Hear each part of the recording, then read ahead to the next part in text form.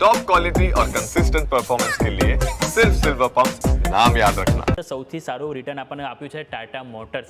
Even આ જે return છે છેલ્લા 2-3 દિવસમાં જ આવ્યું છે.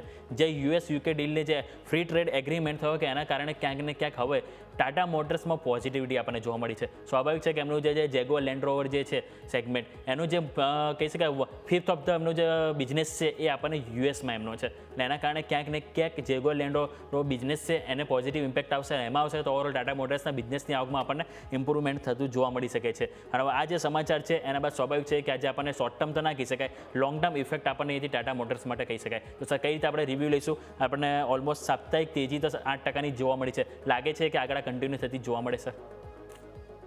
હા, ડેફિનેટલી. જો વ્યોમિક, હું તમને કહું કે જ્યારે ટ્રમ્પ ટેરિફ લોન્ચ થયા એ વખતે જ આપણે આ ટાઈમે પ્રોગ્રામમાં હું આવ્યો હતો અને ટાટા મોટર ઉપર વાત નીકળી હતી. સો એ વખતે મેં કહ્યું હતું કે એકવાર માટે આ લેવલ ઓર ફર્ધર ડાઉન થઈ શકે છે. બટ આપણે જોયું કે યુકે અને યુએસએ ટ્રેડ ડીલ બહુ જ ઝડપથી અનાઉન્સ કરી દીધી. સો એ જોતાં હવે સિચ્યુએશન કમ્પ્લીટલી મારા હિસાબથી રિવર્સ થઈ ચૂકી છે અને સ્ટોકમાં આપણે જે કરેક્શન જોયા હતા એ પૂરેપૂરા વી શેપ રિકવરીના કારણે ફિલઅપ થઈ ગયા છે અને અહીંયાથી ફર્ધર મોટા મૂવ આવવાની શક્યતાઓ છે. આજે જે રીતે સ્ટોકે 705ની ઉપર ક્લોઝિંગ આપ્યું છે અને આજે તો જો તમે જોશો તો EMA 2050ની ઉપર 2 દિવસથી ક્લોઝિંગ છે.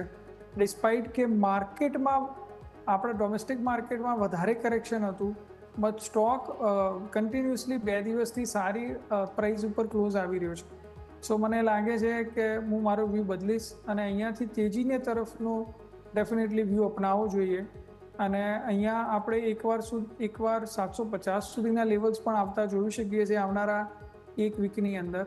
એવી મારી અપેક્ષા છે. એઝ અ ડિસ્ક્લેમર હું કહી દઉં કે મારા ક્લાયન્ટ્સને અમે આમાં વાયા ઓપ્શન પોઝિશન બનાવવાનું સજેશન કરેલું છે.